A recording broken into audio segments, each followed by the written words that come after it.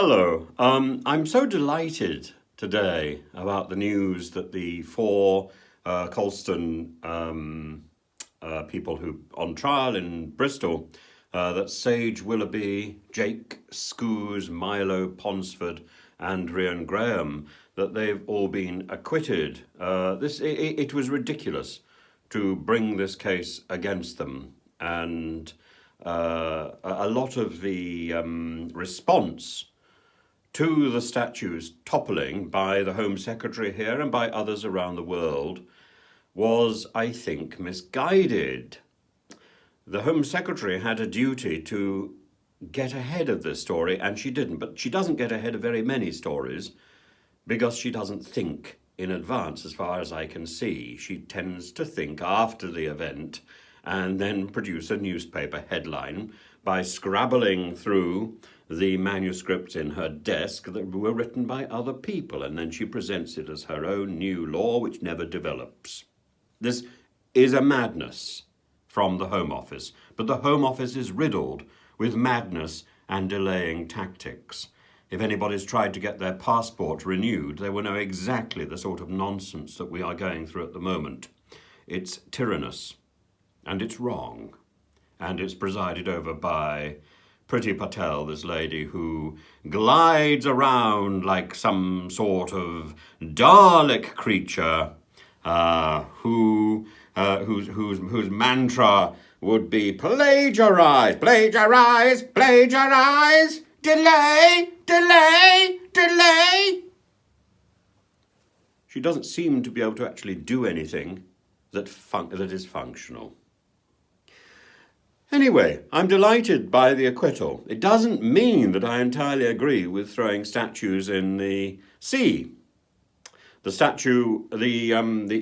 four people who were charged, their problem was that they had ropes and that they lent the ropes to bring down the statue, and one of them says that it was his idea to roll the statue to the harbour.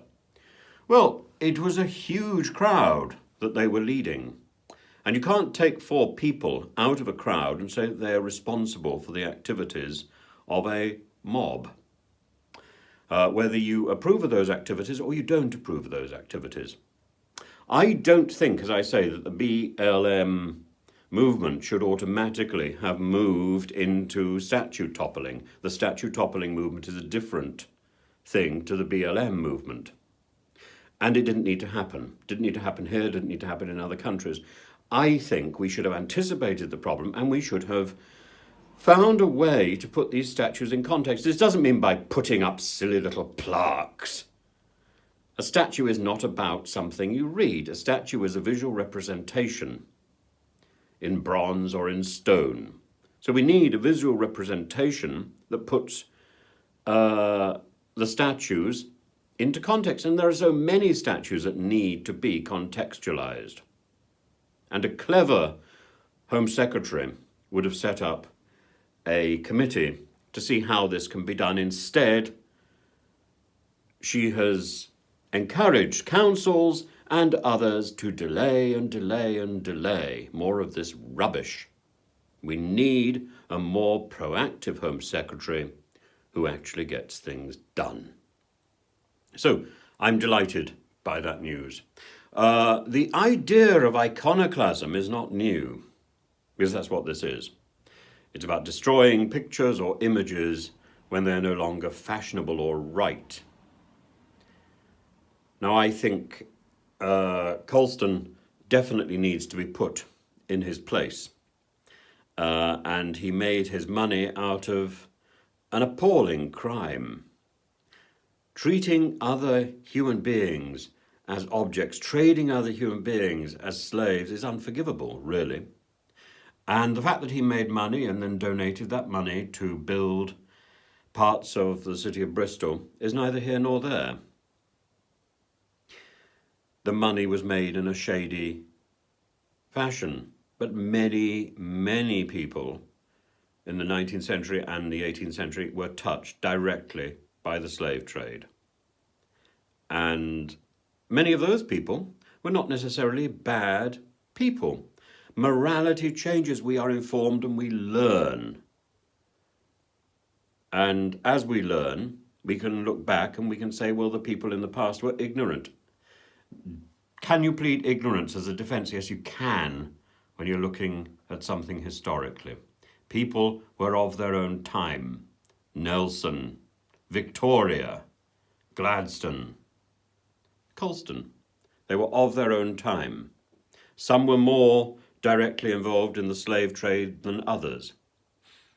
Even American presidents were owned slaves. So the slave trade goes all the way through the 18th and 19th century, and it touches most figures of consequence. We can't bring down all their statues, not because it's not practical, but because that is destroying the history that we have set up. We need to contextualise that history. We need to find other ways to put these people in their place. We don't want to go down the route that was established actually not by the 7th, 8th century iconoclast controversy in Istanbul, then Byzantium, Constantinople, where people went around the place destroying icons because they had a different theology, which was heavily influenced by looking across at the rise of Islam, or indeed of the iconoclasm that hit our country, the UK, in the Puritan period, when Cromwell's soldiers took pot shots at statues on cathedral walls. They're still there. If you look up at some cathedrals, you will see, look, there's a magnificent statue. It has no head because it's been shot off by Cromwell's troops during a period when they thought that imagery was wrong. And if we go back further, we can see that the iconoclast controversies were inspired by a simple Roman practice, and it was called damnatio Memoriae. And Roman statues were often made in two parts. There was the body part, and then there was the head.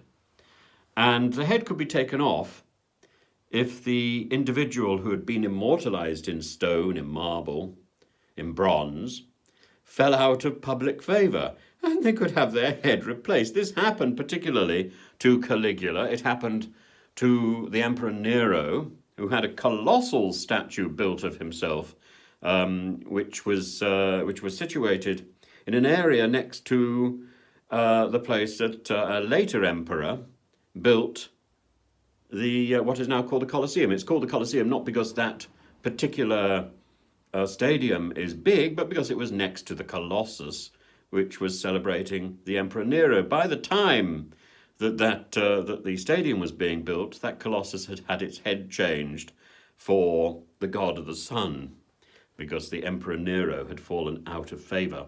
But it was Caligula whose reign was cut short very quickly, and he was stabbed on his way out of the stadium and brutally killed, and then replaced by his uncle Claudius.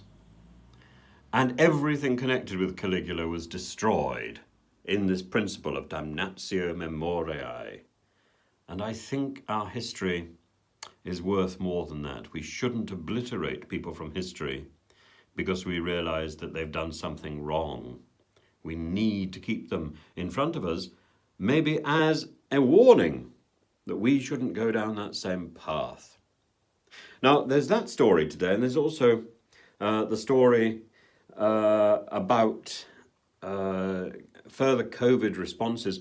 One of the things which seems so disturbing at the moment is our hospitals are so understaffed and so overworked. I remember when I was in hospital talking to nurses who complained that they had to walk 30 or 40 minutes from their car because they weren't being allocated parking spaces. And yet the bureaucrats were there in their shiny new cars in wonderful spaces. Yet the people on the front line, the people actually doing the work, were made to walk to and from the hospital from the place where they parked. Completely unfair. We should be getting our act together. We should be, not only should we be getting our act together in the Home Office with respect to things like the destruction of statues and the destruction of property, but we also should be getting our act together with respect to the NHS and the health service in general. It's been chaotic, and it's been chaotic for so many years. The COVID crisis has simply revealed that. And in the same way, if you listen very carefully to what is said, people are not necessarily dying of COVID, they're dying with COVID. Very often they get COVID, they contract COVID when they are in hospital for some other reason. And today, there aren't the beds, there aren't the nurses to look after people who are severely impacted by COVID. So people are dying by accident. And this is all something that could be avoided. We should be making sure our hospitals are adequately staffed. And this is about forethought and about planning. And I don't think we've got enough of that at the moment. So, please follow my channel and please ring my bell and please leave any comments that you want to below and please be kind. Thank you.